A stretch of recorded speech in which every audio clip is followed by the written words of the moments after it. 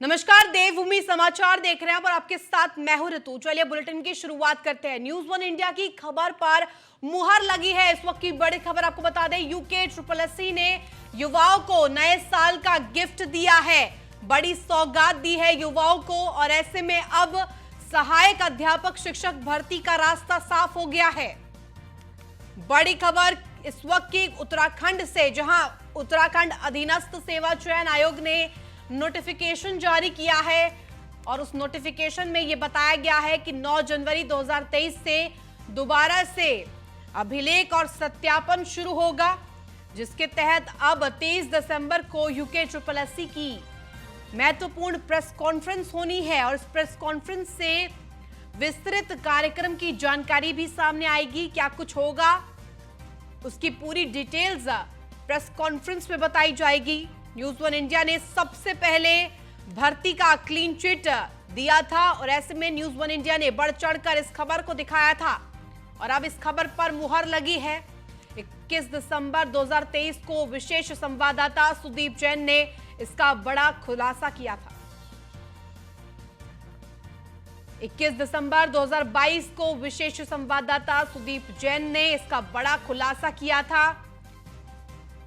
इस वक्त की बड़ी खबर आपको बता रहे हैं, न्यूज़ वन इंडिया की खबर पर मुहर लगी है। इसी खबर पर ज्यादा जानकारी के साथ हमारे विशेष संवाददाता सुदीप जैन जुड़ गए। सुदीप, जिस तरह से अब ये पूरी खबर है, क्योंकि न्यूज़ वन इंडिया ने इसको बढ़ चढ़कर दिखाया था और अब इस खबर पर मुहर लगी है, प्रेस कॉन्फ्रेंस भी होगी 30 दिसंबर को। क्या कुछ अधिक जानकारी आप हमारे दर्शकों को दे सकते हैं? जी देखिए, जो बेरोजगार छात्र हैं और उनसे जुड़ी सबसे बड़ी खबर है। यूके SSC पेपर लीक से ही हम इस पूरे विषय को फॉलो कर रहे हैं। जब आज परीक्षाओं पर ब्रेक लगा, कमेटी बनी और जांच हुई, ऑफ द रिकॉर्ड हमने हर जानकारी सबसे पहले दर्शकों तक पहुंचाई है, युवाओं तक पहुंचाई है। तो हमारी खबर पर आज मोहर लगी है। तो अभी थोड़ी देर पहले यूके SSC से जो LT सबसे महत्वपूर्ण परीक्षा थी आज परीक्षाओं में, उस पर लगा ब्रेक हट गया है। जो डॉक्यूमेंट वेरिफिकेशन का काम 9 तारीख से दोबारा शुरू होने जा रहा है। यूं तो वो शुरू हो चुका था, पर जहां पेंडेंसी है वो 9 तारीख से दोबारा शुरू होगी। इसी प्रकार से जो अन्य परीक्षाएं हैं उनका भी रास्ता साफ हो चुका है, जो मेरी जानकारी है। और कल 12 बजे जो यूके SSC के चेयरमैन हैं जीएस मार्तोलिया, वो कल प्रेस कॉन्फ्रेंस करके विधिवत बिंदुवार एक एक बिंदु की जानकारी देंगे। हालांकि आज ही हम इस खबर को ब्रेक कर रहे हैं सबसे पहले जानकारी के रूप में कि जिन युवाओं ने मेहनत की, निष्पक्ष होकर परीक्षा दी, उनको किसी भी बाधा का, किसी भी परेशानी का कोई सामना नहीं करना होगा।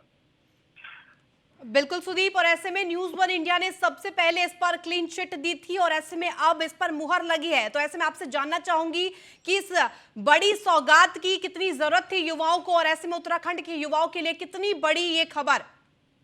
जी देखिए, क्लीन चिट तो कमेटी ने दी थी, जिसका हमने खबर के रूप में सबसे पहले जानकारी दर्शकों तक पहुंचाई थी। और युवाओं में आक्रोश इस कदर व्याप्त है कि अब युवा भर्ती देने की, अपनी नियुक्ति देने की मांग को लेकर आंदोलन करना शुरू कर चुके हैं। देहरादून में उनके आंदोलन हो चुके हैं और अब उनकी दिल्ली कूच की तैयारी थी। लेकिन इस बीच माहौल को देखते हुए, जनमानस के दबाव को देखते हुए यूके SSC की जांच कमेटी ने भी, जो फैक्ट फाइंडिंग कमेटी और जांच कमेटी बनी थी, इन्होंने अपनी रिपोर्ट दी। रिपोर्ट में इस बात का खुलासा था कि गड़बड़ नहीं हुई है, लिहाजा LT से शुरुआत की गई है बाधा हटाने की। और अब अन्य परीक्षाओं पर भी कल आयोग विधिवत जानकारी देगा। ये बेरोजगार युवाओं से जुड़ा बहुत बड़ा मामला है और राज्य सरकार के मुखिया भी लगातार इस बात को कहते रहे हैं कि जिन छात्रों के द्वारा परीक्षा में कोई गड़बड़ नहीं हुई है, उनके साथ कोई अहित नहीं होने दिया जाएगा।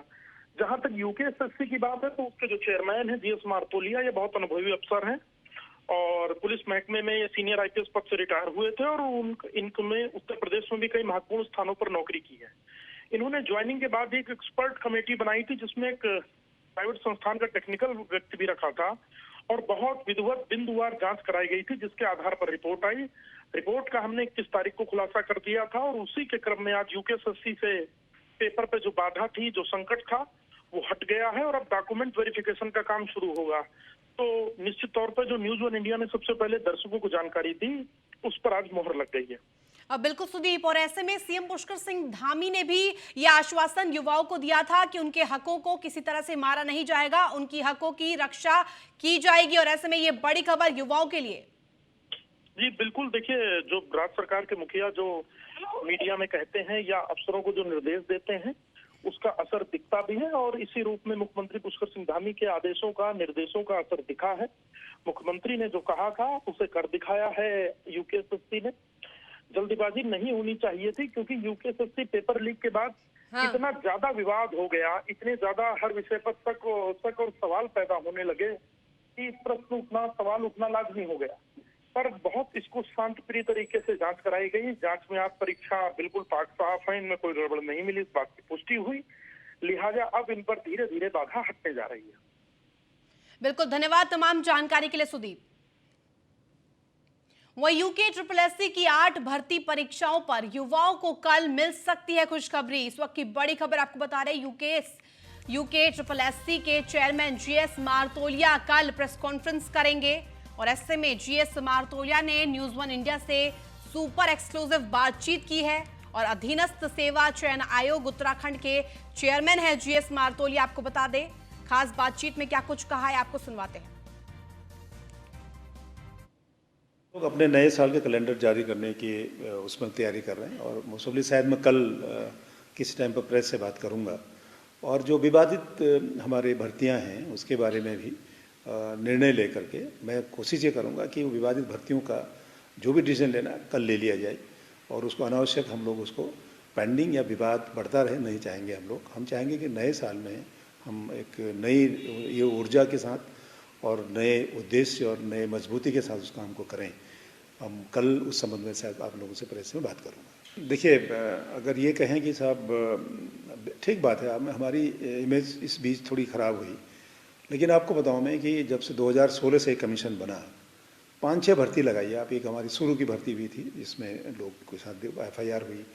अभी कुछ भर्तियां हमारी 3-4 और हैं जिसमें हम लोगों ने जिसमें कार्रवाई हो रही है।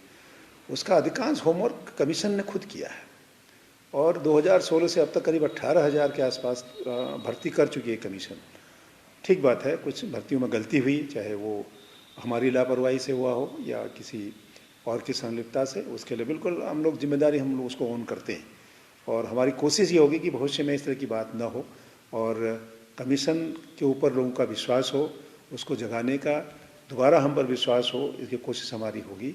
और जब तक कमीशन पर विश्वास नहीं होगा तब तक कमीशन कुछ भी कर ले लोग शंका की दृष्टि से देखेंगे। हमारी कोशिश होगी पूरी पारदर्शिता के साथ काम होगा और वो लोगों को दिखाई भी देगा, ये हमारा प्रयास होगा। मैं एक एग्ज़ाम हुआ था अभी, एग्जैक्ट मेरा सन तो ध्यान नहीं है, उसमें आपको ध्यान होगा कुछ दिन पहले एक विवेचना जो फाइनल रिपोर्ट लग गया था उसको पुलिस महानिदेशक महोदय के आदेश से वो दोबारा री इन्वेस्टिगेशन हुआ। देहरादून का एक केस था, उसमें डबल लॉक में ओएमआर सीट से छेड़छाड़ की गई थी और उसमें एक वही लड़की जो काम करती थी डेली वेजेस पे वो उसका ओएमआर पर छेड़छाड़ी थी, उसको काफ़ी अच्छे नंबर थे। उसको हमारे कमीशन द्वारा देखा गया कि भाई ये कुछ नॉर्मल नहीं लगता है, तो जो उसकी डुप्लीकेट कॉपी देखी तो उसमें केवल उसके 20 के आसपास नंबर थे और जबकि वहाँ 84 नंबर आसपास थे।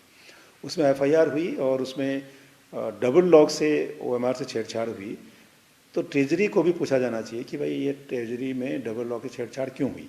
जब हमारे संज्ञान में आया, आईओ ने हमको रिपोर्ट भेजी, तो मैंने उस पूरा प्रकरण अपर मुख्य सचिव वित्त श्री आनंद वर्धन जी को भेज दिया है। तो इसमें गंभीरता से लेकर के इस तरह से घोर लापरवाही के लिए इसमें कार्रवाई इसलिए होनी चाहिए कि डबल लॉक से ज़्यादा सुरक्षित जगह कोई नहीं मानी जाती। अगर वहाँ ओएमआर से छेड़छाड़ हो जाए तो भविष्य के लिए भी हमारे लिए बहुत चिंता का विषय हो सकता है। और साथ ही मैंने उनके अनुरोध ये किया है कि सभी ट्रेजरी ऑफिसर, सभी डिस्ट्रिक्ट मजिस्ट्रेट को, क्योंकि ट्रेजरी के मालिक, ट्रेजरी की जिम्मेदारी डीएम की भी है, चार्ज उन्हीं के पास पहले होता है। जब कभी डीएम चेंज होते तो उन्हीं को पहले चार्ज ट्रेजरी का होता है। तो एक सर्कुलर इशू हो ताकि भविष्य में इस तरह की चीज़ें ना हों कि कमीशन या किसी भी चीज़ को, चाहे यूनियन पब्लिक सर्विस कमीशन है, हमारे पब्लिक सर्विस कमीशन है, या जो भी कमीशन या जो भी चीज़ें कागज में रखी जाए उसमें छेड़छाड़ टेम्परिंग न हो और इस तरह की घटनाएं पुनरावृत्ति न हो, ये हमने उनसे अनुरोध किया है और कार्रवाई होनी भी चाहिए इसमें।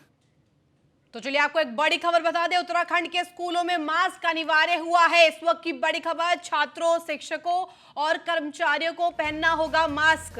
इस वक्त की बड़ी खबर आपको बता दें सीधे उत्तराखंड से, जो कि अब उत्तराखंड में छात्रों, शिक्षकों और कर्मचारियों को मास्क पहनना अनिवार्य होगा। सैनिटाइजर के प्रयोग के साथ थर्मल स्कैनिंग भी अनिवार्य हुई है।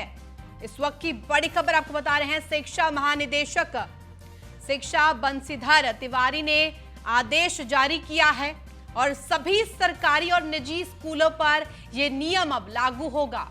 इस वक्त की बड़ी खबर आपको बता रहे हैं, उत्तराखंड के स्कूलों में अब मास्क अनिवार्य हो गया है, क्योंकि जिस तरह से अब खतरा बढ़ता जा रहा है कोरोना का, दुनिया भर में जिस तरह से त्राहिमाम मचा रखा है कोरोना ने, और ऐसे में अब कोरोना के मद्देनजर उत्तराखंड में भी सरकार अलर्ट दिखाई दे रही है।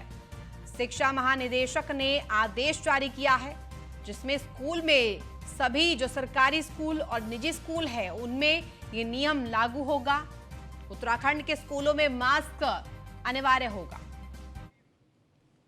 जैसा कि कोविड गाइडलाइन जारी हुई हैं और एहतियात बरता जा रहा है, और हम लोगों ने भी निर्देश निर्गत किए हैं कि एहतियातन जो पूर्व से ही सुरक्षात्मक उपाय रहे हैं कोविड से संबंधित जो व्यवहार है वो, उसमें हाथ धुलना और मास्क पहनना और रेगुलर चेकअप कराना, या अगर कोई इस तरह की दिक्कत होती है तो हॉस्पिटल में संपर्क करना, उस तरह के हम लोगों ने दिशा निर्देश जारी किया हुआ है कि एहतियात के तौर पे अपनी जो सुरक्षात्मक उपाय है उसको किया। वहीं उत्तराखंड में गुरुवार से राज्य स्तरीय खेल महाकुंभ का आगाज हो गया है। युवा कल्याण एवं प्रांतीय रक्षक दल विभाग की ओर से देहरादून के महाराणा प्रताप स्पोर्ट्स कॉलेज में सीएम पुष्कर सिंह धामी और खेल मंत्री रेखा आर्या ने महाकुंभ का शुभारंभ किया है। इस वक्त की बड़ी खबर आपको बता रहे हैं, इसके लिए खिलाड़ियों ने शानदार मार्च पास्ट किया।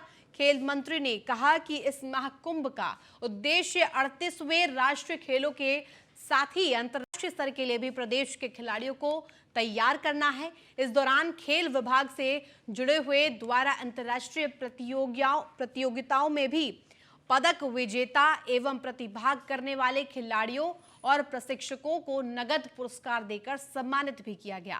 मुख्यमंत्री पुष्कर सिंह धामी ने डेफ ओलंपिक के गोल्ड मेडलिस्ट अभिनव देशवाल को 2 करोड़ की धनराशि दी। इसके साथ ही कांस्य पदक जीतने वाले खिलाड़ी को शौर्य सैनी को भी 1 करोड़ रुपए की धनराशि दी। और साथ ही साथ आपको बताते चले कि महाकुंभ में 13 जिले की 13 टीमें प्रतिभाग कर रही हैं, और इस दौरान सीएम धामी ने न्याय पंचायत के खिलाड़ियों को भी नगद इनाम देने की घोषणा की है।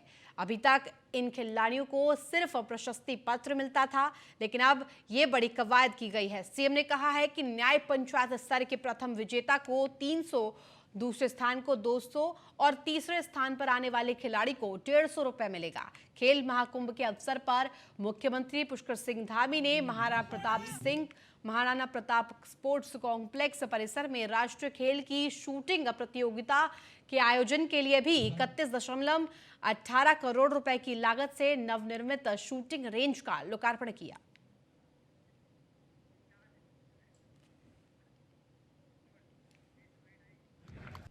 प्रदेश के बहुत ही, मैं कहूँ कि न्याय पंचायत ग्राम सभा स्तर से जो खिलाड़ी विभिन्न प्रतियोगिताओं में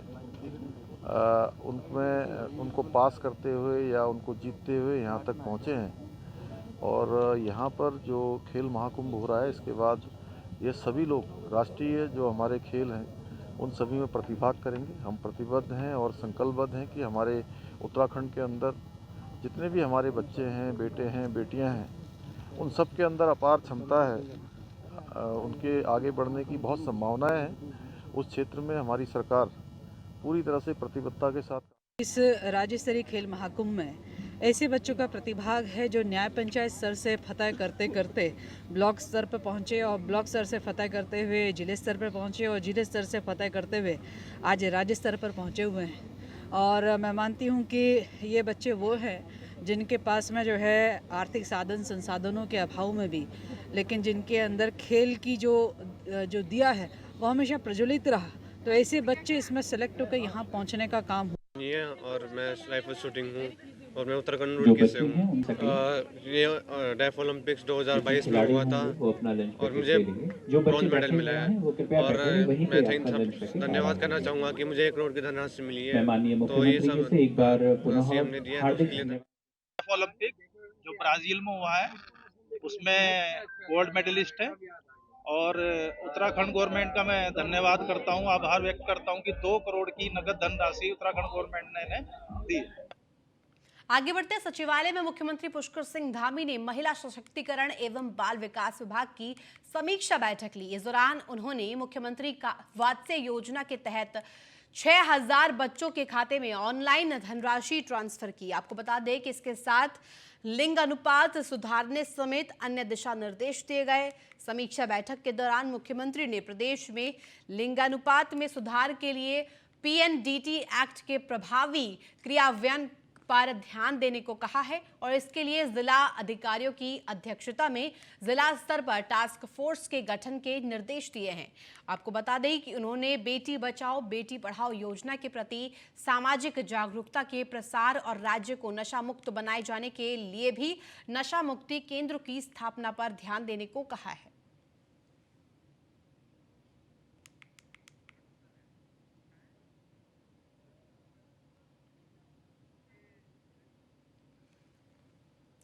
सचिवालय में मुख्यमंत्री पुष्कर सिंह धामी ने महिला सशक्तिकरण एवं बाल विकास विभाग की समीक्षा बैठक ली है और इस दौरान उन्होंने मुख्यमंत्री वत्सल योजना के तहत 6000 बच्चों के खाते में ऑनलाइन धनराशि ट्रांसफर की है।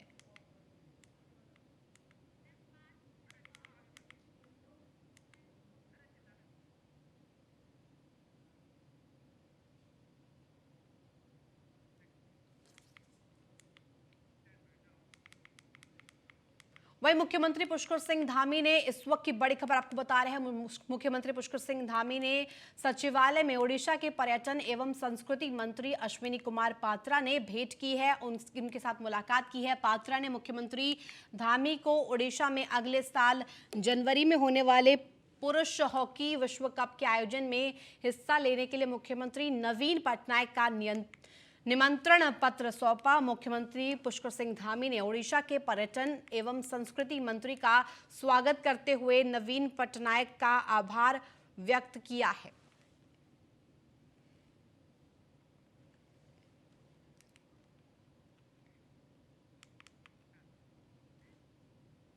वहीं उत्तराखंड पुलिस की वायरलेस शाखा में ड्रोन एक्सपर्ट टीम में भी शामिल होगी और ऐसे में राजधानी में स्थित आईटीडीए सेंटर तेजी से ड्रोन एक्सपर्ट तैयार कर रहा है। निदेशक आईटीडीए अमित सिन्हा ने न्यूज मीडिया से खास बातचीत करते हुए अपना पूरा प्लान साझा किया। राज्य में आपदा से लेकर मॉक ड्रिल और सर्वे के कामों में अब ड्रोन का और अधिक तेजी से इस्तेमाल हो सकेगा। देहरादून स्थित आईटीडीए सेंटर में दूसरे राज्यों के अधिकारी कर्मचारी भी आकर ड्रोन की ट्रेनिंग ले रहे हैं। ड्रोन रोजगार के साथ ही भविष्य में युवाओं को उनकी प्रतिभा दिखाने का एक प्लेटफॉर्म भी उपलब्ध कराएगा। आज से आईटीडीए में प्रदेश स्तरीय ड्रोन कंपटीशन शुरू हुआ है।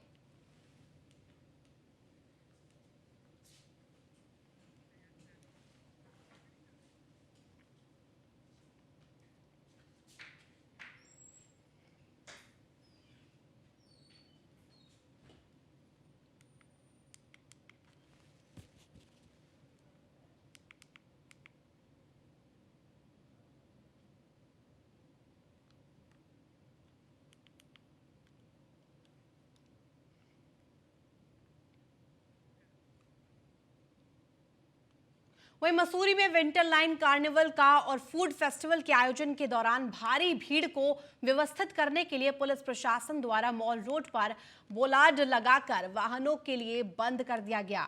लेकिन पुलिस प्रशासन का ये निर्णय तब भारी पड़ गया जब एक मरीज को एम्बुलेंस के जरिए उप जिला चिकित्सालय मसूरी ले जाया गया और ऐसे में एम्बुलेंस बोलार्ड के पास खड़ी, लेकिन पुलिसकर्मियों ने बोलार्ड नहीं खोला और ऐसे में आपको बता दें कि वहीं पुलिस की ये कार्यशैली देख रहे लोग भड़क गए। लोगों का कहना है कि अगर प्रशासन के लिए विंटर लाइन कार्निवल जरूरी है तो एक इंसान की जान बचाना भी उतना ही जरूरी है। इसके बाद एम्बुलेंस को 10 मिनट का अतिरिक्त समय लेकर 7 किलोमीटर दूर से अस्पताल पहुंचाना पड़ा, जबकि झूलाघर में अस्पताल की दूरी मात्र 1 किलोमीटर की थी। कमजोरी की वजह से ना इनकी गोली एक्चुअली खत्म हो गई थी और मिल रही नहीं थी। तो उनको उसकी वजह से दौरे आ गए। बस।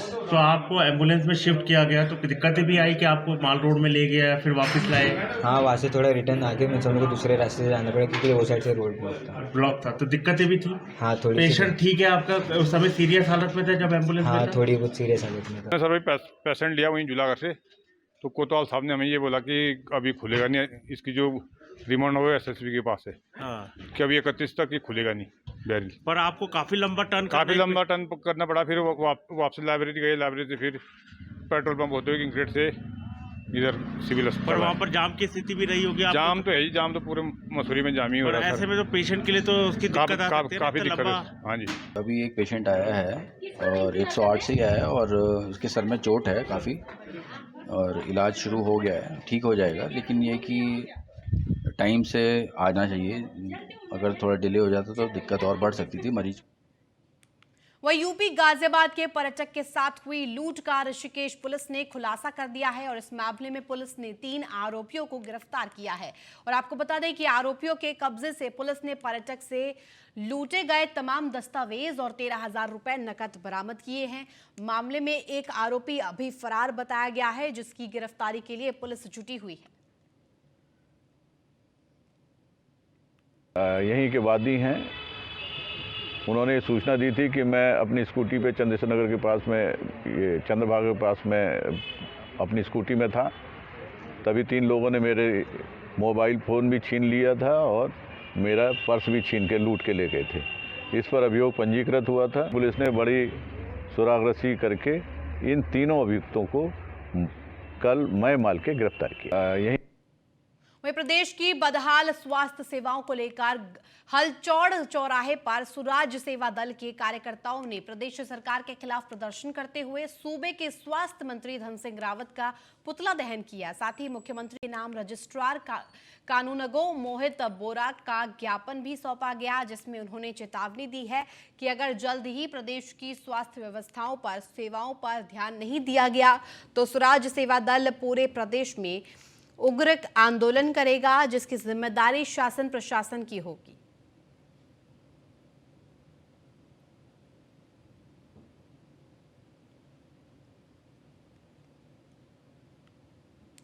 स्वास्थ्य मंत्री वो शिक्षा मंत्री धन सिंह रावत जी का पुतला दहन कर रहा है, क्योंकि हमारा इसलिए हमने ये कदम उठाया। आज हमारे वहाँ पर हल्दूचौड़ में एक 40 बेडों का हॉस्पिटल बना है। वहाँ पर ना तो आजकल कोई अभी तक ओपनिंग तो हो गई है, ना तो कोई यहाँ पर हॉस्पिटल में कोई स्टाफ है, कोई डॉक्टर है, ना कोई मशीन है। लालकुआ में हमारे यहाँ पर सरकारी हॉस्पिटल है और वहाँ पर जाते हैं लोग तो वहाँ पर उनको नॉर्मल सी दवाई दे दी जाती है। ना तो वहाँ अल्ट्रासाउंड की सुविधा है, ना वहाँ पर ब्लड टेस्ट की ऐसी सुविधाएँ। स्वास्थ्य की जो सारी चरमरा रखी है, इनके पास बजट तो आ रहा है, ये खाली खाना पूर्ति करने के लिए उस बजट का उपयोग कर रहे हैं।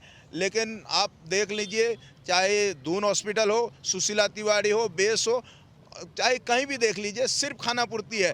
डॉक्टर हैं तो मशीनें नहीं है, मशीनें हैं तो डॉक्टर नहीं है, इनके पास स्टाफ नहीं है। सिर्फ एक उस जो सरकार का बजट आ रहा है उसको दिखाने के लिए खाली एक खाना पूर्ति कर रहे हैं, अपनी जेबें भर रहे हैं बस। वहीं मसूरी विंटर लाइन कार्निवल का तीसरा दिन ऐसे में गणरत्न नरेंद्र सिंह नेगी ने नाम रहा और ऐसे में नरेंद्र नेगी की लोकगीतों पर लोग जमकर थिरके। इस मौके पर Mussoorie traders and welfare association ने नरेंद्र सिंह नेगी ने शॉल और मोमेंटो देकर सम्मानित भी किया। इस मौके पर नरेंद्र सिंह नेगी ने कहा कि आज की युवा पीढ़ी अच्छा गीत गा रहे हैं, लेकिन युवाओं को अपने कंटेंट पर ध्यान देना होगा। उन्होंने कहा कि युवा पीढ़ी को जो भी गाना बनाए उसके कंटेंट पर विशेष तौर पर ध्यान दें।